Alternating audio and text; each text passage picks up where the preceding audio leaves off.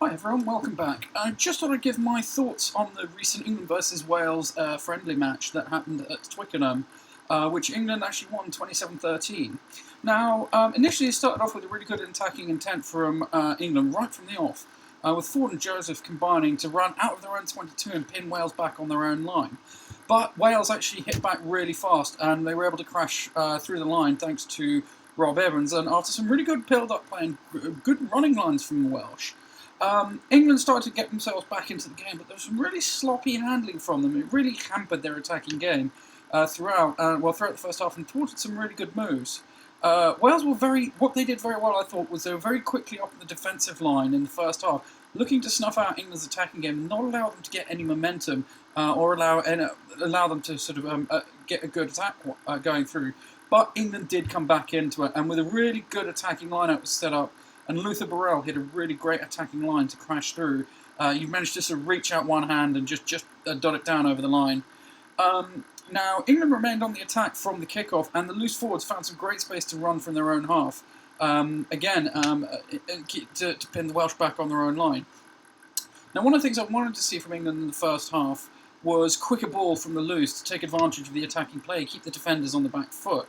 England got their second score eventually when Anthony Watson shrugged off a few tackles to crash over again and place the ball over the... Basically, just stuck it backwards over his head over the line. Great work from Watson there. Ford again missed a second conversion again, which he didn't have a great kicking performance, but I'll come to that a little bit later. Now, England's best game seemed to come in the back row, forwards, and in the centres too, but they trailed by 3 points at the half, thanks to some penalties that they gave away, which meant that Wales led 13-10 at the break. Now, this is the first time England have trailed to Wales at Twickenham since, I believe, 1980. Now, the second half kicked off, and there was some good running rugby from Ben Youngs early in the second half, off a line-out, which allowed him to cross the line and give England the lead back. And again, England would not relinquish the lead for the remainder of the game. Again, Ford missed another easy conversion. As the match continued on, England got their next try when an intercept from England allowed Jack Clifford to race through from the halfway line to extend England's lead to 22-13.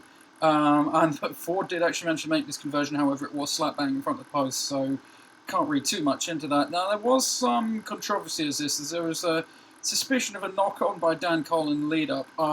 It was reviewed and the try was awarded to England, which was much to the anger of the Welsh players. Was it a knock-on? I think it's extremely hard to tell. I think if you're an England fan, it's not a knock-on. If you're a Welsh fan, it's the most blatant knock-on that's ever existed in rugby. I'm not going to dwell on it too much. I think there was enough. Either way, there was enough of a. It was so borderline. It was tricky to work it out. Now, England continued to work the ball well, especially in the centres and in the second rows, and were sucking defenders in well, and allowed the likes of Jonathan Joseph to make some significant gains in attacking play.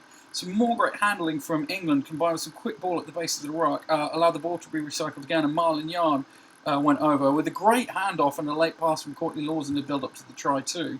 It was excellent work. I mean, both England's locks were phenomenal throughout the day. It quietened down towards the end of the game, and legs began to tire, and some errors started to build up.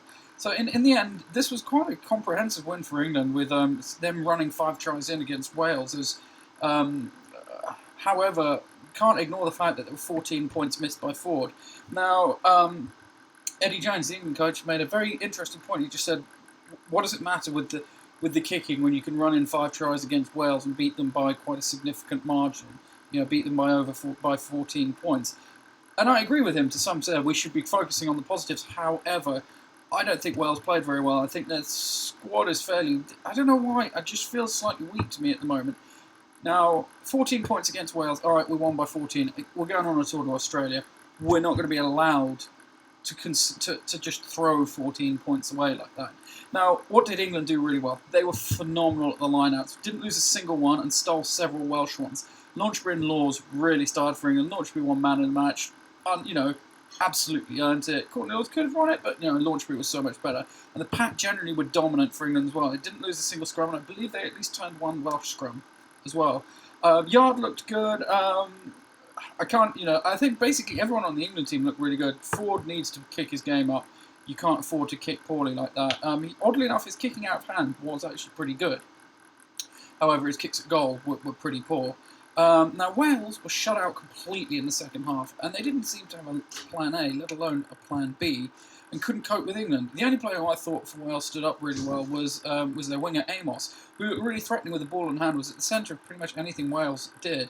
George North was shut down, JB Roberts was shut down, and the Welsh pack just weren't allowed to get any head of steam up. So, great start for England, especially the warm-up with their summer tour to Australia coming up. Wales going to need to get some tactics going. They weren't great at the Six Nations. They weren't great in this warm-up match. They really, really need to get some tactics and belief going. So anyway, that's what I thought of the Wales versus England Test match. Love to hear what everyone else thinks. Stick your name down, stick a comment down, and let me know what you think. Like it if you like it.